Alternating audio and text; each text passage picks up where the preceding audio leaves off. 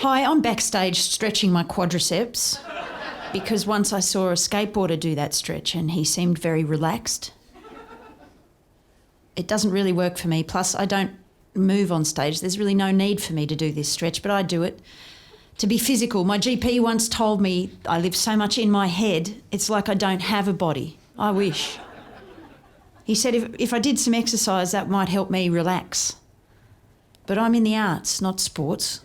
If I want to relax, I go to sleep.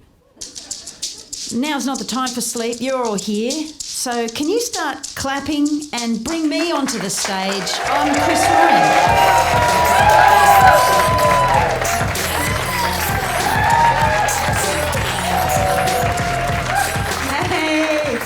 Hey, Newcastle. Thank you very much. Good night. No, thank you. Thank you. That's very nice. Thank you so much. I can't believe we're sold out. That really makes me feel so happy. I'm delighted to be here. I'm glad you've chosen to be here. It always amazes and delights me, not because that's a statement of the quality of this show. It's a good show. You've made a good decision. It's just I know you've got other stuff on, so you've made this choice. I appreciate it. What I'm proposing is I'll give you, I'll take your time and I'll give you my energy. And then hopefully by the end of this, we all walk out going, well, that was worth it. You know? Whatever that was, you know, like... Let's just see it as a first date, okay? That never has to be a second one if you don't want, you know? Unless we all come and sit in the same place. Anyway, we're going to just make the most of it. You in? Yeah, fuck yeah. Thank you so much. Thanks so much.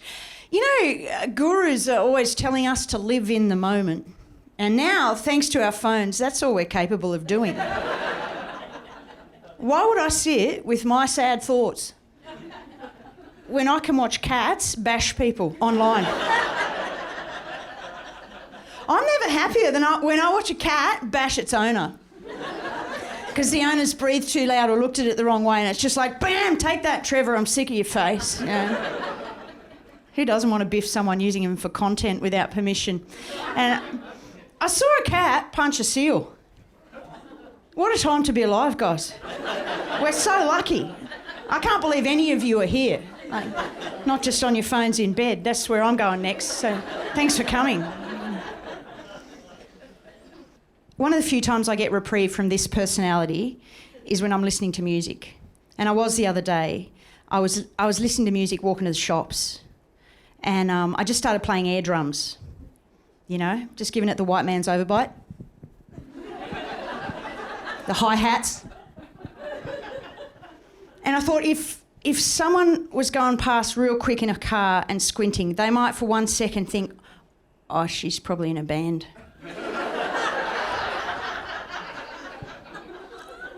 But then I thought if a drummer saw me, they'd be like, she can't play drums. That would sound shit, like it's all over the place. So I stopped playing, you know. I was out at the pub, first sip of my drink, spilt some on my shirt. Like, what kind of adult can't drink, you know? Do I need a sippy cup? Couldn't look at anyone for the rest of the night. But I wanted to check if they were looking at me, you know, like a dog that gives you side-eye. And if I get a cold sore, then I need to go into witness protection. I end up overcompensating and just running up to people and going, I've got a cold sore, we're all just going to have to deal with it. And they're like, how'd you get in my lounge room? It's just weird. You work at the door. But people aren't paying as much attention to us as we think they are. You know, it's a phenomenon called the spotlight effect. And scientists in the year 2000 determined this by putting a bunch of college students in a room and making one of them wear a Barry Manilow t-shirt. And if you don't know who Barry Manilow was, he was a pop star from the 70s, hair like mine.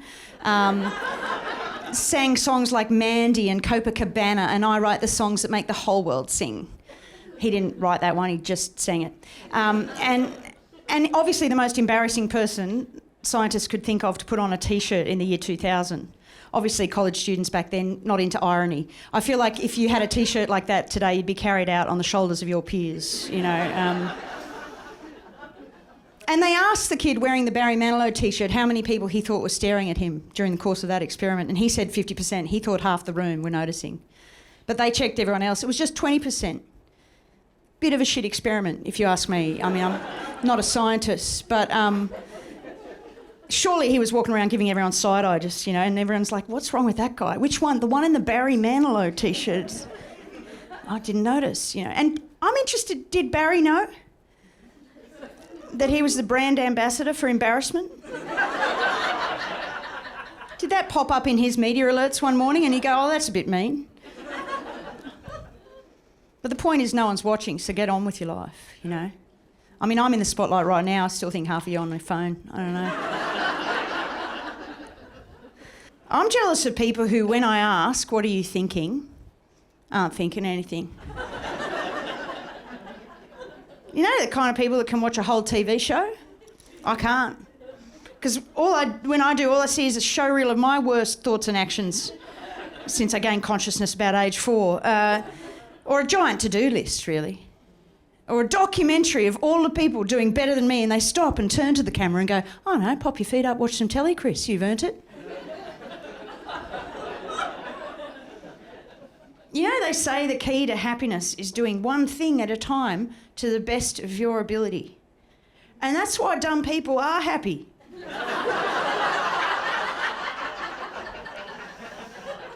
can't have another thought in their head when they're watching telly. When they're watching telly, they're just going, oh, if she gets the next one right, she wins 20 grand. Isn't that great? I think that's what they're thinking. I'm turning 50 later this year, and I've been thinking about the woman I want to be. And I want to be calm. And if I can't be calm, I want to look like I'm calm. I want to look like Celine Dion or Nicole Kidman. They always get about like this.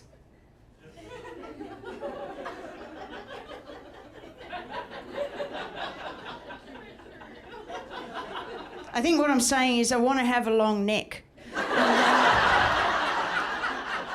Like the beer, but I got a stubby. I want to have poise like a goose. Swan. Okay, swan sounds hotter, Except when there's two of them, they do that weird love heart thing with their necks, and I don't believe in public displays of affection, But I want to command respect. I want people to be afraid of me in a park. And throw me bread from a distance, I want to look like I'm having such highbrow thoughts that I need to be a foot taller to have them. But I am stuck with this neck, which has done no heavy lifting for my personality. I don't feel old and I don't feel young, yet I feel ancient and immature, I feel like 15-year-old me would see 50-year-old me as moments from death, And honestly, in this job you are. I feel like I should have amassed enough wealth by now to have like a villa in Biarritz, if that's a place, I don't know. Instead, all I do for luxury is just buy myself a little cakey in the afternoon. And go, haven't I done well? Does anyone buy themselves a little cakey in the afternoon? What's your go-to cakeys? Caramel slice. Caramel slice? What else? Bun. Hey, finger bun? Cream bun. Get cut about it. Anyone else? Lemon tart. Lemon tart, nice one. Nice pick. Carrot cake, thanks for asking. So don't care about the cake, it's about the icing. It's a life hack, guys. Get into it. You can feel like a millionaire. I started trying new things because I fell into a bit of a slump, and I don't want to live a slump life. There's a reason people don't tag themselves in slump life photos online. I Googled it. Other people tag them without permission when they're asleep at bus stations or in the park, and I don't want to live that life. I want to live the life that, like, my kids can look up to, like you can choose to be happy. But often when we reach a crossroads, we don't, like, stop and take stock and move in the right direction. We just go to shops, buy an air purifier, that kind of thing. I've been thinking about the woman I should be, and she definitely drinks heaps of water.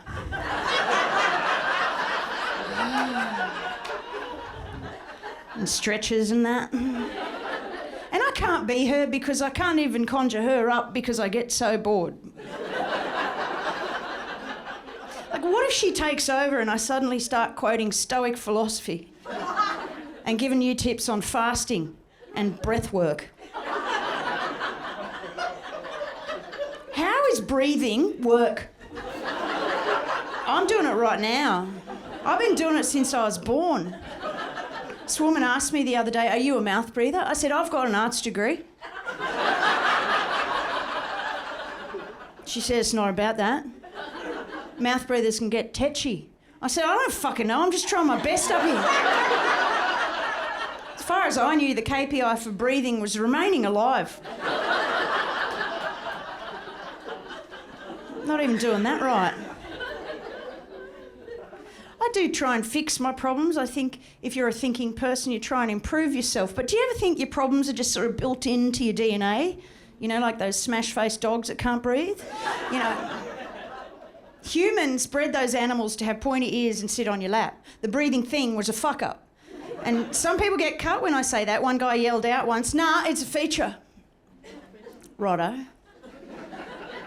I suppose if you ding your car, that's a feature, isn't it? I mean,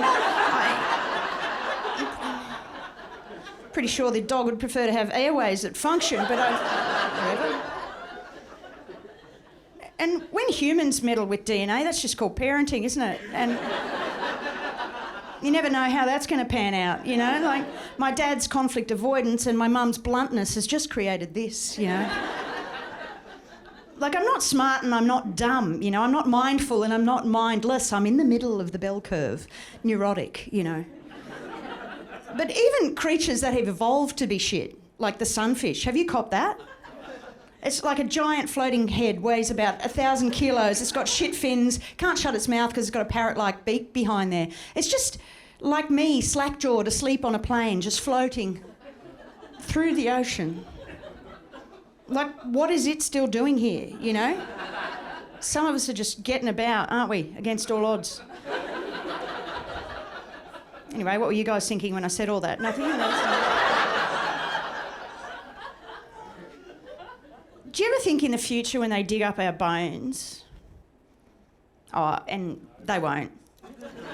Our bones will be dust and we've done nothing remarkable. We're all the same, we just live in different houses. But if they did, you know, I think they're going to be able to read more than our DNA. I think they're going to be able to tell what kind of lives we led, how many chips we ate, that kind of thing. And I'm concerned about the optics, you know? I don't want some future paleontologist holding up my skull going, ah, lass, poor Chris. Spent too much time on Instagram. You can tell from the stubby neck. It didn't make her happy, you know? Is it wrong that my decision to, like, live a good life is that I want to be seen to have lived a good life rather than just enjoy the benefits of actually living one? But sometimes you just got to fake it till you make it, don't you? I mean, sex, obviously, but sleep is another one. And maybe living a good life and being happy, you know. I do think about the woman I should be, and she definitely meditates. Does anyone meditate? No. Yes. There's always one that says no for the whole crowd, and then there's... Do you meditate? How long have you meditated for?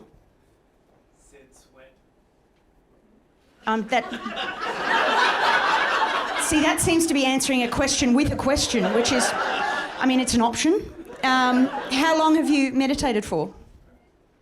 6 years. And how long do you do it at a time? 20 minutes. Good one. How's it going?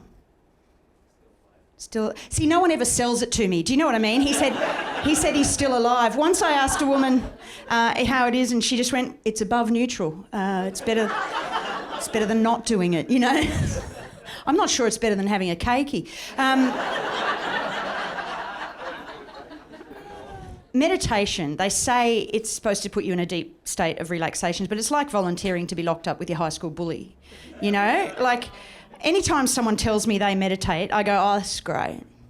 But what I'm really thinking is you're just going for a wank and a nap, mate, aren't you? That's what I do. I'm listening to a meditation app that tells me to do the next thing I'm going to do in my life with quality. as if the most important person in the world is watching. And that's a lot of pressure, isn't it? Like, some things are aided by imagining Ryan Gosling's watching.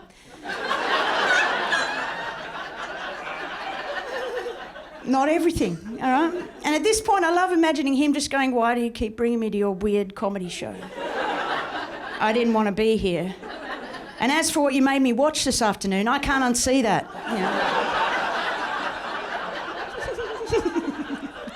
I'm like, "Shut up, Ryan. You're not even real." But I do love imagining him. Not like that. It's a pause. I do love imagining him watching me do really boring, mundane stuff, like make a sandwich, do the vacuuming. And I'm just like, "Oh my God, what are you doing here?" He's like, "You're literally making me be here." I'm like, "No, I'm not. You're obsessed with me. Stop looking, I'm shy." It doesn't improve the quality of anything I'm doing. It just makes me happy. Imagining his assistant in LA just like tapping him on the shoulder every 5 minutes going, "That woman from Australia needs you to watch her go to the shops." He's like, "I hate my life." Sucked in, Ryan. I want to be more confident as I get older. My mum is 80 years old. She is a confident woman. I don't know why, but she is. My mum's life philosophy is, if you feel bad, go to sleep.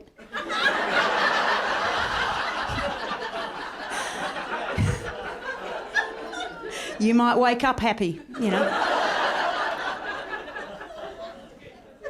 My mum has a harem of gardeners for her estate. I say estate, she's got a backyard, you know.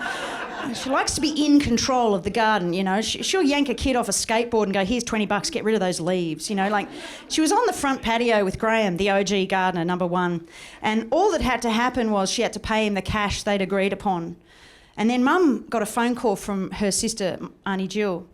And look, like any phone call between people over 70, it didn't need to happen.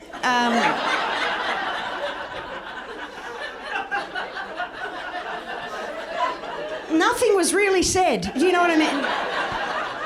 They couldn't have waited, yet there's this feverish urgency. And most people wouldn't take that call in that moment, or they would just like put the finger up, walk away. Not Mum, she plants her foot, takes the call, locks eyes with Graham. And it was really alpha. I couldn't stand it. I had to leave the room at that point. I couldn't even watch it. All I could imagine was Graham with his palms outstretched like a peasant going, "Please, get paid."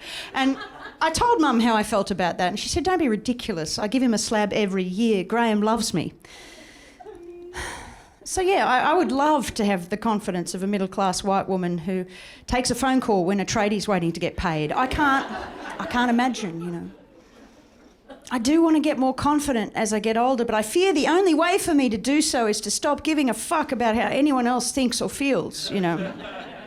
There is a fine line between confidence and oblivion, isn't there? And I can't say the word oblivion without thinking about a quote from heavyweight boxing champion Mike Tyson when he lost a fight. And he just went, "I don't know, man. I guess I'm just going to fade into Bolivian."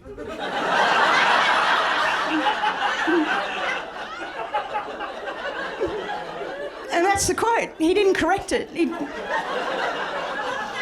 He just said Bolivian instead of oblivion, and it's one of the things that makes me happiest in the world.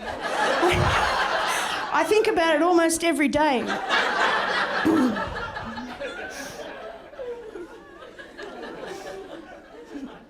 Boxers are so good at pumping themselves up, you know, like Muhammad Ali had a quote once. He's like, I'm the greatest.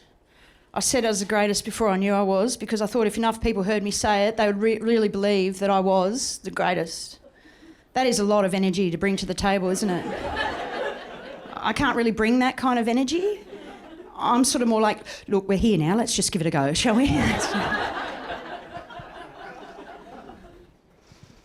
I've been trying to pump myself up with affirmations. Does anyone do them? Meditation guide, do you do them? They go hand in hand, meditate, do you do them? Yeah, you do. Do you want to give us one? Just yell one out. Yeah, right now. Anything I want. You can get anything you want. You can do anything you want. Fucking sick, man. Good on you. Anyone else do affirmations? For those of you who haven't, what? Oh, don't be so negative on yourself, mate.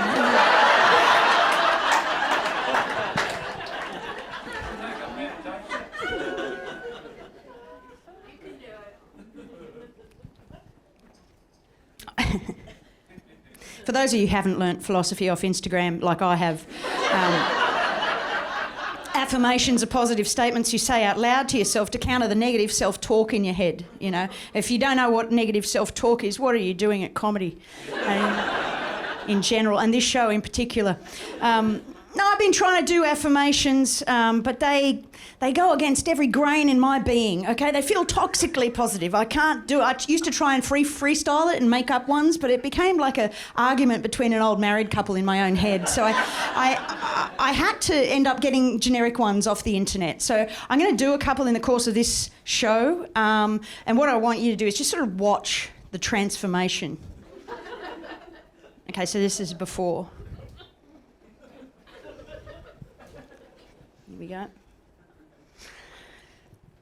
I feel glorious, dynamic energy.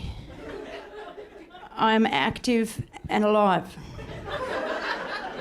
I might have to try another one.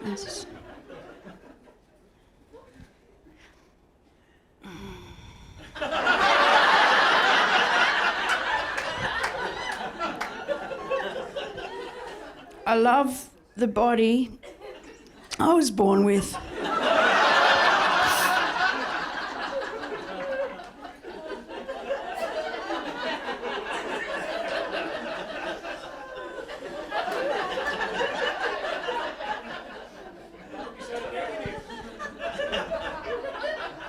I do try and be optimistic. But every morning when I look in the wardrobe, I'm like, who bought this shit?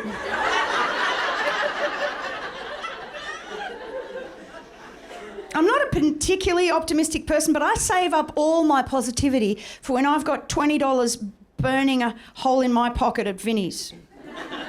For some reason, I step off over that threshold and everything is on the table.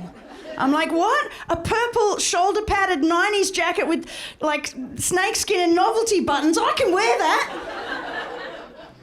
Then I bring it home and I'm like, what am I going to wear to the funeral? You know,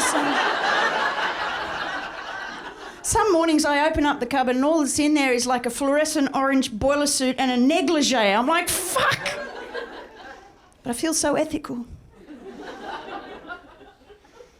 But my kid reminds me, Mum, you still got to ask yourself, how many times am I going to wear this? And I'm like, who cares? 3 people have died in it already, you know? Like, it's already paid its cost to the earth, you know? Mum's just having a bit of fun. I love procrastinating because I get so much done. None of it I'm supposed to do, of course, but if I've got 5 minutes of work to do, I'll do an hour and a half of other shit just to avoid it. Like today I cleaned my spectacles quite thoroughly. I read the local government newsletter. I walked around my lounge room and picked up large crumbs by hand because I didn't want to do my tax, you know? But people procrastinate even about things they want to do. Some people procrastinate their lives away. They're like, I really want to be an opera singer, but I'm just going to go on ahead and run the kids to school for 25 years, you know?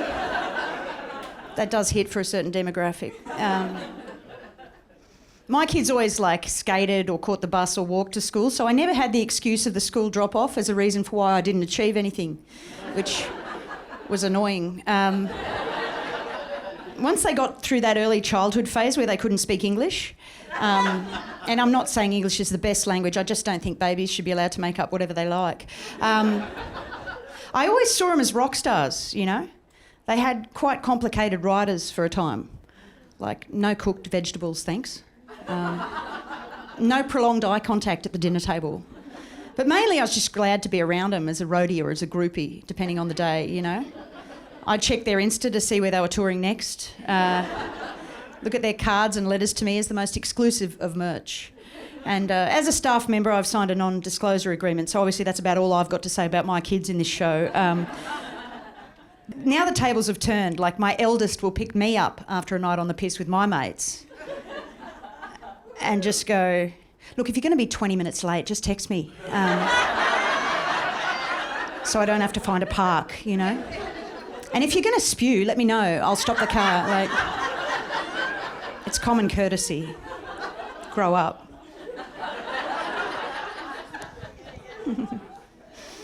Oh dear. I have been. It's your life. Snap. Teenage parent. You're a parent of teens, yeah. I have been described as a panic merchant, which is nice. I didn't know I had a micro business. In sales.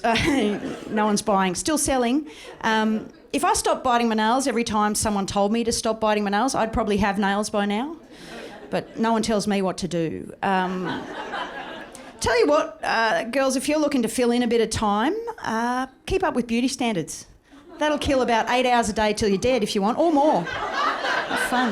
The things we have to do to stay at base level acceptable and stop from falling back into horrendous just keeps going up. What fun, eh? Like, we all got to have nails now. Do you know this? From the shops. I've always bitten my nails. It's just part of the rich tapestry of what's going on. But I got jealous, went to the shops, got some talons. And mainly I just looked at them, patted them, drummed them on stuff. Started getting very expressive. I'll have 250 grams of ham, thanks. You know. And they were great for like 6 to 8 business days. And then they just started falling off individually, not as a collective. That'd be too helpful. It's a good look, though, if you want half your hand to look like it belongs in a porno.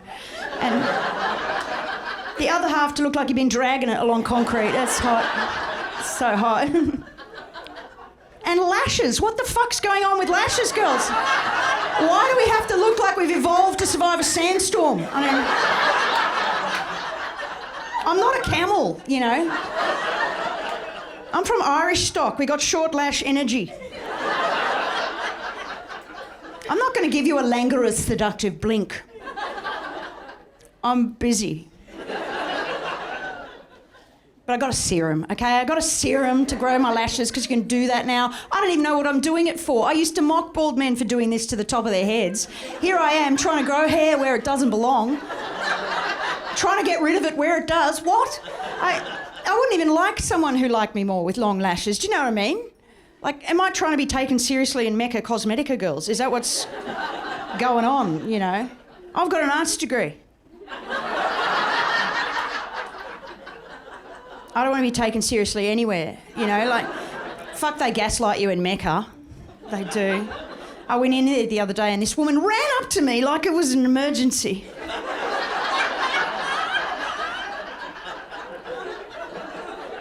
I said, "Are you right?" She said, "Can I do your makeup?"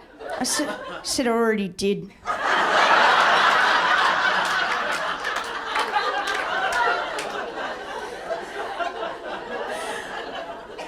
She said, "Don't worry about that redness around your cheeks, we can fix that." I was like, "I fucking wasn't, Tiffany."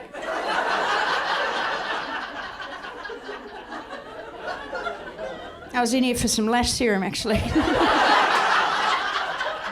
Never ends. My mum's 80 and she said, "Should I get my eyebrows tattooed?" No, Mum. Like, what for, the photo shoot? Are you taking on a lover I don't know about, you know? Am I going to be 90 years old in a nursing home going, "Oh, I should have got them lasered when they were black, fuck." Shoot me now.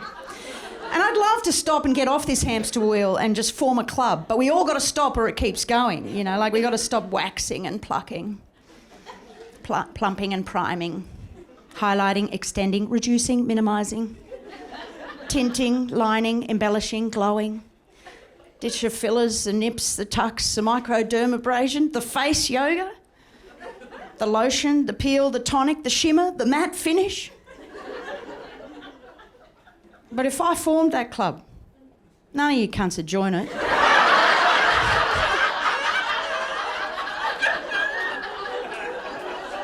I know.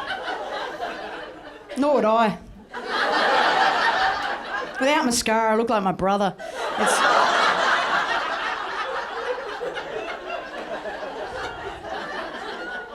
And I'd miss Mecca for the pampering alone.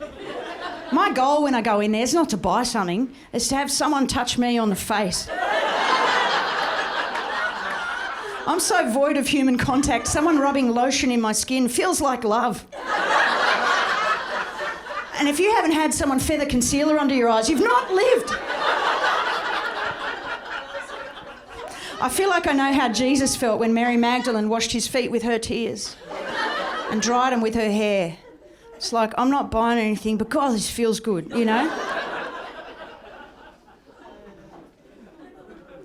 I don't know, I think beauty is making people and places ugly. I went to Byron recently and did the coastal walk. And I didn't see any whales, but I did see some influences in the natural habitat. I saw a mother and daughter in matching activewear. And I thought, no, that's nice, you know, some outdoor time, mother and daughter bonding, that's nice. But I got up close and Mum is live streaming and narrating this for the good people of the internet, just going, go Velvet Rose. You've nearly done it, love. You've nearly done 300 steps to the top of the lighthouse. Good on you. And I've never had that kind of positive parenting in my life, obviously. So I just got in shot and went, she didn't fucking run it, calm down.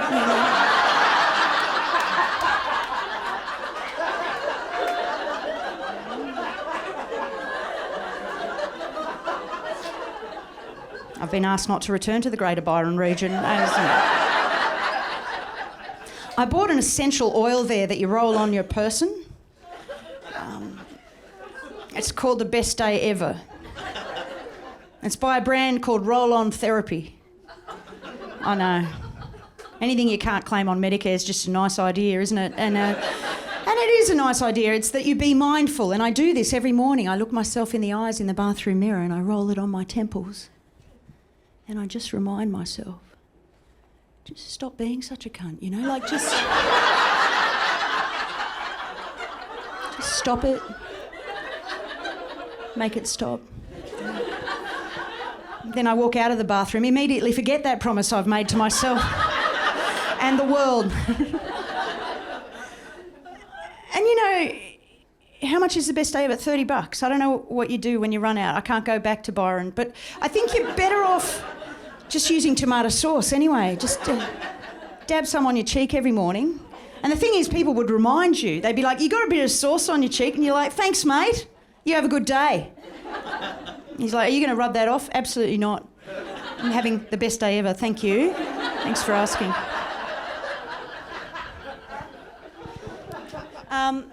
Yeah, okay, but despite the cakeys and Ryan Gosling and the nails and the lashes, I wasn't having the best day ever. I was still in my slump. And it was a privileged slump. Like, how can you have everything you could possibly want and still not be happy, you know? It was an existential slump, the worst kind, in my head, where all the worst stuff happens. Like, I can be on a holiday on the beach in the sun and my head is in a different postcode, you know? It's like, it's going, why'd Katrina stop inviting me to her birthday parties in Year 9, you know?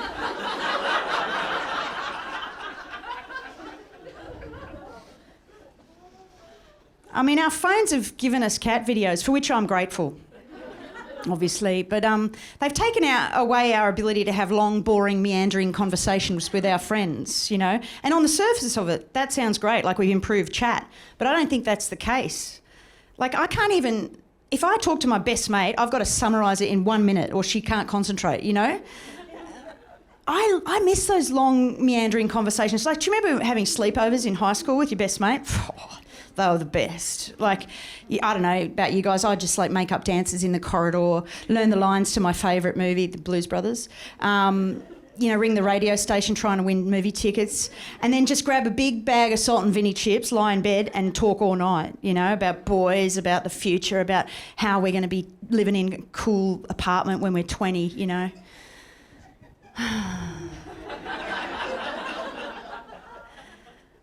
I think every country town kid dreams of moving to the big smoke. Is that right? Is that a thing for you? Nice. Ooh. Where'd you grow up? Katoomba. Did you move to Sydney? No, Newcastle. Newcastle. Fair enough. That is bigger. I mean, I suppose that is a thing. Yeah, I think every country town kid dreams of moving to the big smoke, you know, just showing up in a city like Sydney with nothing but a backpack of hope, some AirPods, and their whole lives ahead of them, you know. I moved to Sydney last year, age 48, from Canberra. I wanted to move there 30 years ago, but I thought it was too expensive.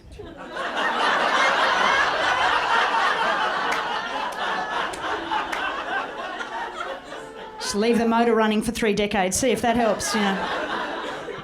I left a perfectly good home with like furniture, a washing machine, a whole family in it. To move into a musty 1-bedroom flat in Dulwich Hill with stained carpets and loose fill asbestos. Whatever that is. You know.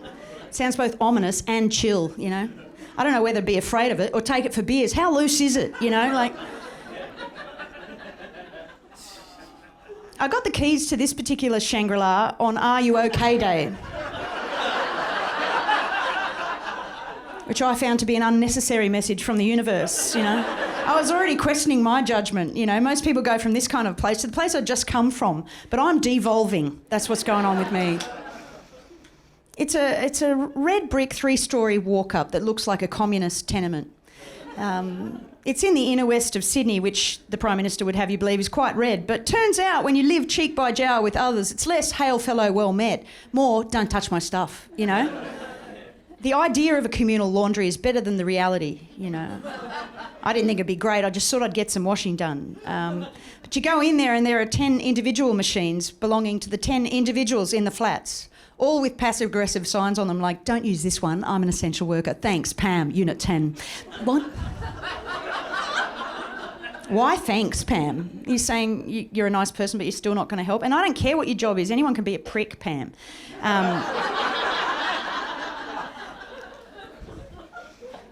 When I bump into my neighbours in the stairwell or at the bins, I give them that look that says, I see you. I just wish I didn't, you know?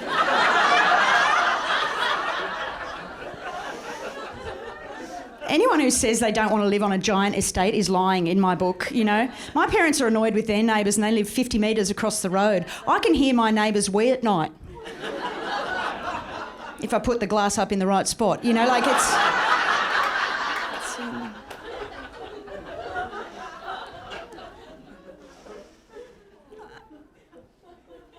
When I was a kid, we moved heaps, but the family that I helped make, we only had one family home. Thought we'd be there 2 years, and before we knew it, 20 flew past, you know. Full of memories, that place. Like, I remember getting in trouble letting the kids play on the preschool playground on a Sunday drinking Peronis, you know. We were drinking Peronis, not them, they were lightweights. It's getting sore backs watching hours of Christmas concerts on the school oval. Eating at the Chinese restaurant while the kids played hide and seek at the local shops till my son rang 000 from the phone booth and found out it really was like calling Batman, you know. Cops show up, they're not happy. Trying to catch Max, the budgie, who flew away, you know, with a pool scoop. They filled those streets, that house, with so much life. That was my life, you know. And, like, I don't know, like, I think the first time I got sad imagining my kids moving out, they were still in primary school, you know? They're like, Mum, I need some cellophane and you've got to drop me at tennis. Can you stop crying? You know, like... memories of, like, washing them in the laundry sink, bringing them home from hospital and stuff. It's so long ago, they're 17 and 19 now. And...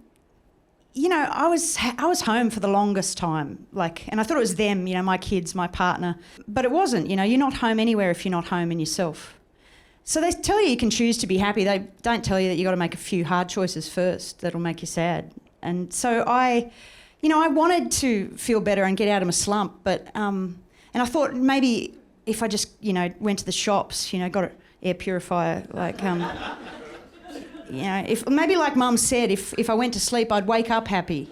You know, just keep busy. You know. It didn't work, so I moved out. I moved to Sydney. You know, and there were a lot of firsts. I had my first Christmas without my family. I had my first New Year's Eve anniversary without the father of my children, a great man of 26 years. So I did some affirmations.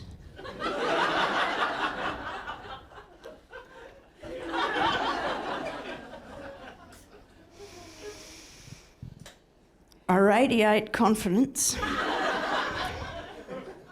self-respect, and inner harmony. Nailed it.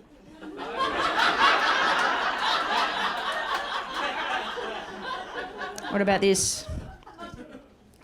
I am the creator of my best life. You are loved just as you are. Oh, that was the voice of God, guys.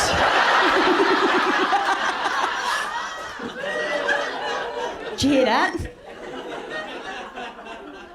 We got that on video, mate. I'm going to fucking watch that back 100 times. So don't worry about it.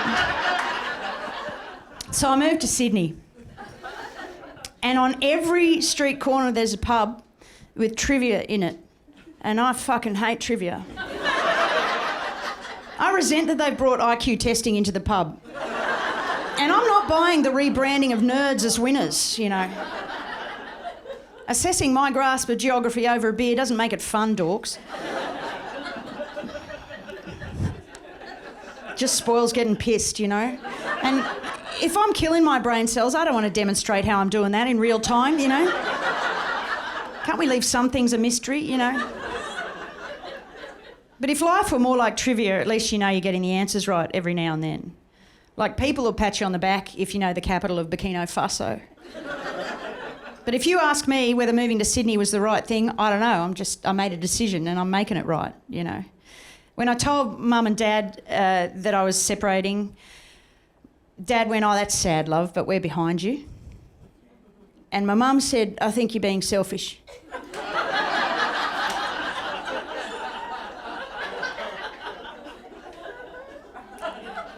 Anyway, Ouagadougou. That is the capital of Burkina Faso.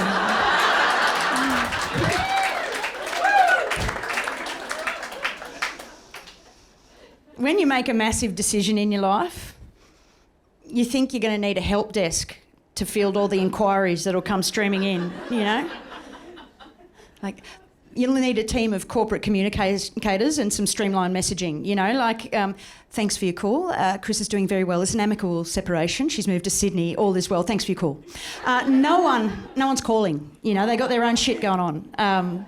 Like, if you tell someone you've separated with someone you've been with for 26 years, they'll go, like it's a communicable disease, you know? But if you tell them you left your laptop on a bus in Perth and you're never going to see it again, they're like, "Oh, God, are you all right? How long do you have it for?" And if you say a month, they're like, "Oh, sit down. Is there anything I can do?" You know? I got a call out of the blue at that time from a woman I hadn't seen for 30 years. And she saw my Instagram and said, "Have you moved to Sydney?" I said, "Yeah." She said, "Have you separated?" I said, "Yeah." She goes, "Happens to the best of us." Which is an interesting phrase, isn't it? I mean, obviously I'm not the best. And the thing was, she had separated, but she hadn't even told her own best mate at that point. Yet she calls me out of the blue, you know, to tell me, presumably because I'd separated and I wouldn't judge her. I do judge her.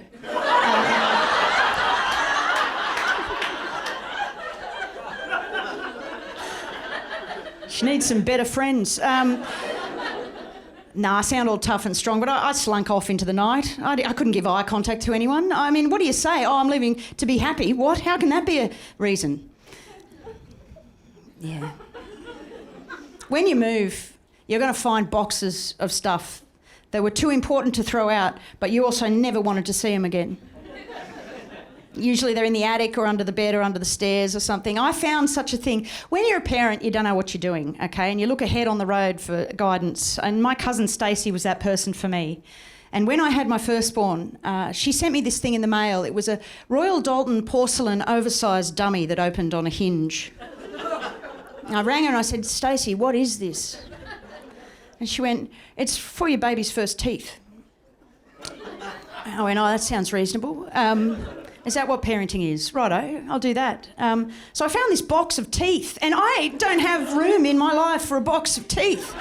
You know, it's like, but if you throw it out, oh, obviously you hate your children, but you keep it and you look like a serial killer of babies. Like, what the fuck? You know, what is the in-between? I put that on Instagram? I don't think so, you know. So I did what I thought was right. I just put it back under the bed. The kids can deal with that when I'm dead. It's like, there you go, kids, you're so smart. There's some mementos in climate change. Good luck. And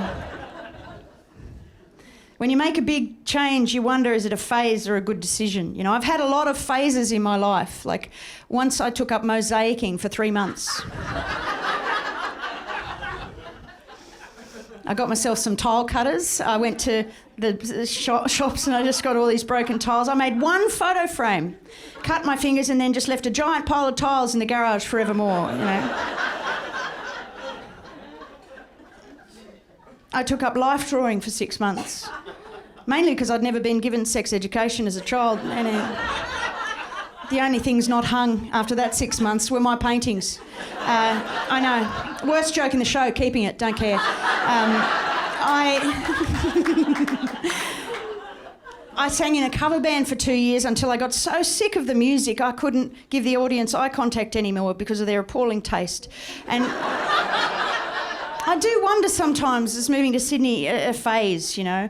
I don't know, I just made a decision and I'm making it right, you know. When you move, 3/4 of your personality becomes making sure you got your keys. I'll be leaving my place with my keys in my hand and go, "Have you got your keys?" And I have to say out loud, "Yeah." Got 'em, you know. Then I'll walk 5 steps down the corridor and go, "Have you got your keys?" "Yeah." Got 'em, you know. Sometimes on a night out, I'll just have a cheeky feel in my bag and just go, "Got 'em." I went to the public pool and I left my keys and my phone in the wrong pocket of my bag, and I went running up to the attendant. I was like, "Someone has stolen my phone," and then my phone rang. And I spent 10 minutes telling her, actually, I've just moved out by the first time in my life in 30 years. You know, there was always someone home. We always kept the key above the... She did not ask. She did not ask me that. When you're a middle-aged woman moving into a weird little flat, people will sometimes ask you, "Is everything okay?"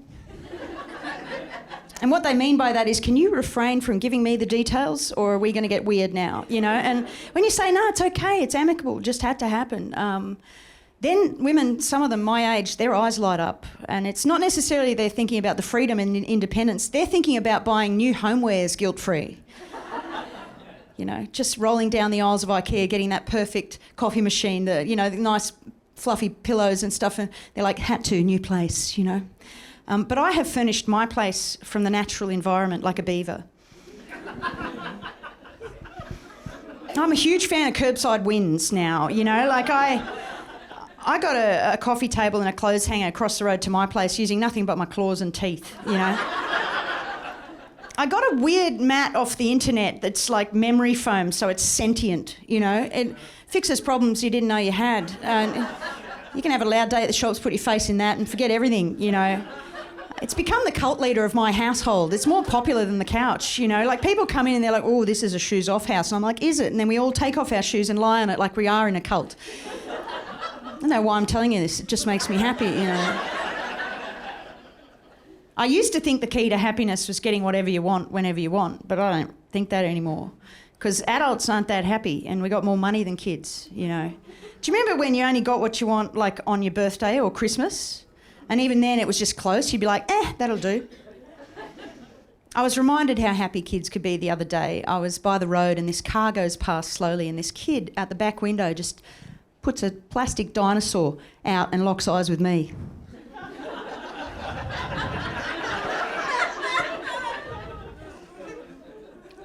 As if to say, how good is it?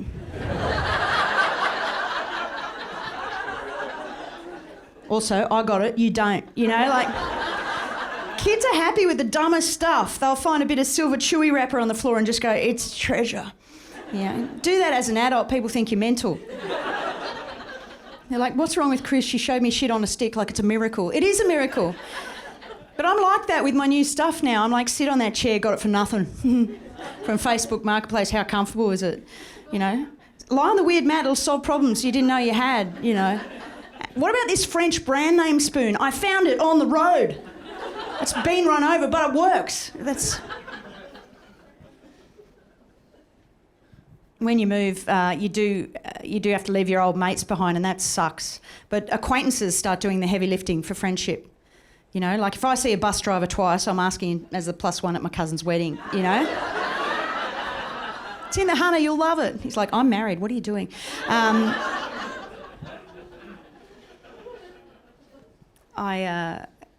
I don't know, I've been making friends on the bus, you know? It's just what I'm doing now. It's a whole vibe of like, it's like that vibe of when you see a high school friend overseas. Like I wouldn't talk to Tracy back home, but if I see her in Bali, we're getting matching tattoos, you know? And when the woman from the IGA remembered my name at the checkout, I called 7 people back home. I was just like, Sydney is so friendly, it's like a village. It's like a village. I'm making friends with young people, poor people, and it's great, you know, just breaking that asbestos ceiling and mingling with renters, you know, people who vape. And I know it sounds like I'm on a strange safari, doesn't it? Like, oh, I've made friends with a non-binary who has 6 flatmates and a rescue dog that's too afraid to go outside, you know, but it's great, you know. But I don't understand everything young people are getting up to, like they're all doing online dating now, which I am not convinced is any better than vintage analogue dating. Like, you can't even take someone's phone these days if they want to show you a photo, because they don't know what's on there.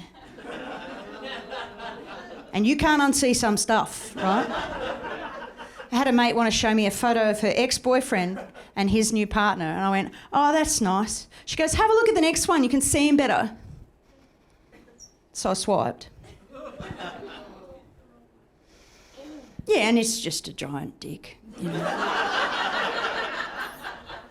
And I'm like, all right, so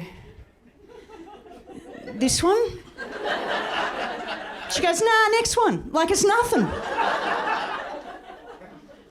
I said, what's this doing on your phone? She goes, oh, I went out with this guy for a while, he sent me that after we broke up.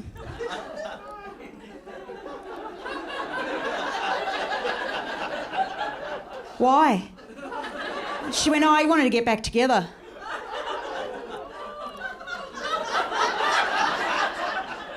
What happened to flowers, you know, like... They run out down the shops. And another mate posted that she just got back from 2 weeks in Phuket, paid for by her sugar daddy.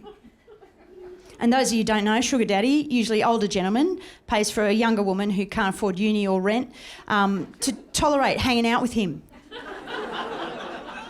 And all her mates jumped on that post going, go girl.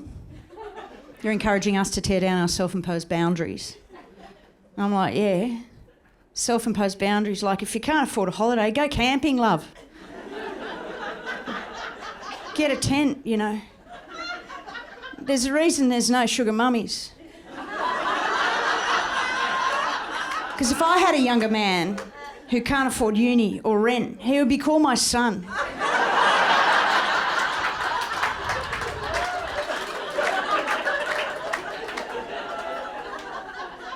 He wouldn't be getting 2 weeks in Phuket, I'll tell you.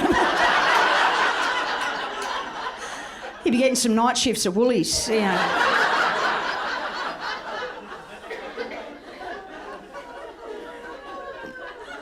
My son works at the IGA, an hour away on the train now, and he comes and visits me on the weekends in Sydney sometimes and goes to see gigs and sleeps on my couch and gives his clothes the opportunity to be washed in Sydney. And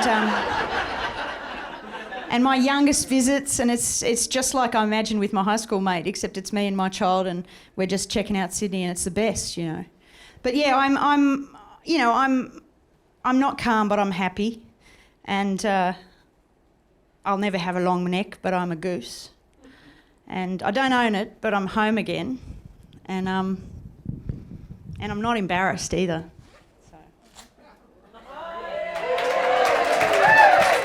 Thanks very much. Thanks to Newcastle. Appreciate it. Good on you.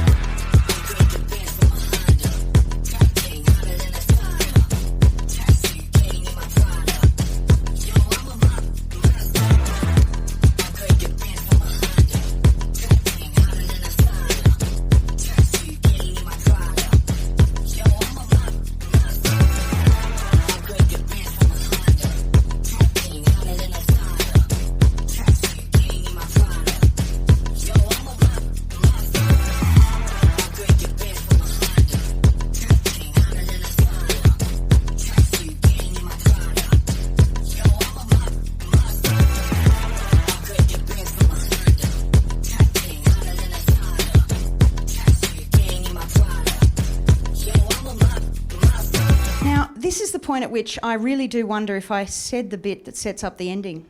Isn't that fascinating?